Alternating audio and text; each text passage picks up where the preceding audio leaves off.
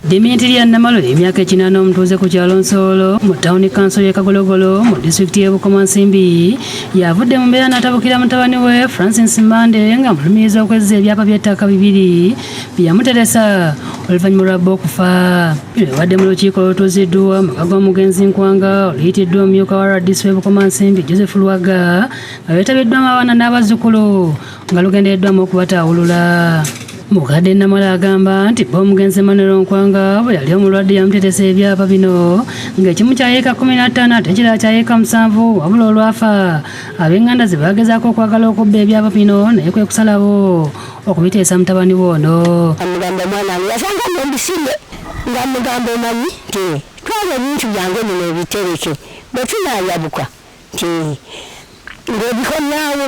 Agamba nga wayisa akaseera yasaba omutabani ebyapa era n'atandika okumubuzaabuza n'ekyaddirira kuwulira nti ebyapa yabikyusa n'abizza amannya ge awatali kwebuuza ku muntu yenna. Watwala bintu abitereka wayita ebiiki bbiri atandika kugenda kubanja n'amatoffaali enja bireeta kaakati gyatulyako lumu mu maka g'amanyi nazo eno alina ebigambo byaŋŋamba oba oyagala kweyongerayo weeyongereyo nze ebintu namala dda okubitereeza naye okuva eyo siddangayo kulaba byapa. Kyokka omutabani Mbande amazeeko olukiiko ebyewungula bw'ategeezezza nga nnyina bwe yali yamuteesa ekifaananyi kye baakuba kitaawe mu ddwaliro nga kyayita ekyapa ekintu ekiwuniikiriza abadde mu lukiiko. Basanga maama alina ejjaasi mu kisenge nga maama akutte ekifaananyi kye baakuba taata ekyekisibe nga kyayita ekyapa. Simulaga nga kifaananyi kyabaze namu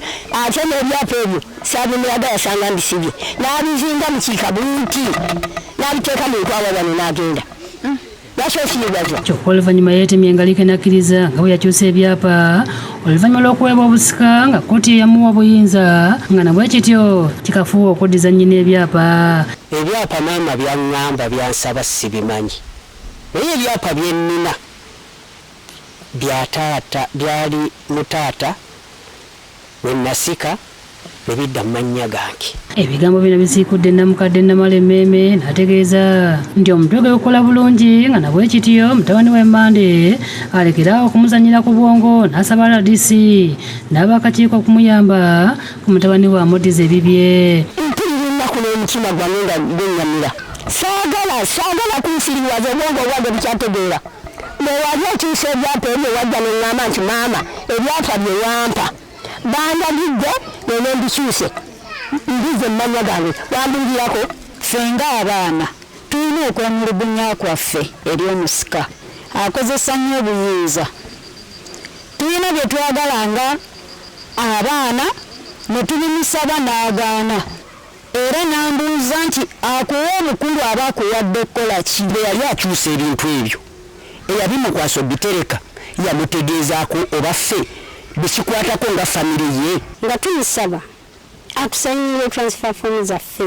RDC Lwaga alagidde Mbande okutwala empapula z'agamba nti zamuweebwa kkooti okusobola okwezza ebyapa bino mu ofiisi bongere okuzeekenneenya. Njagala ndabeko ku biwandiiko ebyo ebyakuwa bye mwakkaanyaako ng'ogenda okukola zitransfer. Njagala okuli transfer z'abanno tegamu bubonero obugenda okuzza famire obumu. Fiona Nanyomo yakusakidde eggulu lino ku Lwabukedde TV.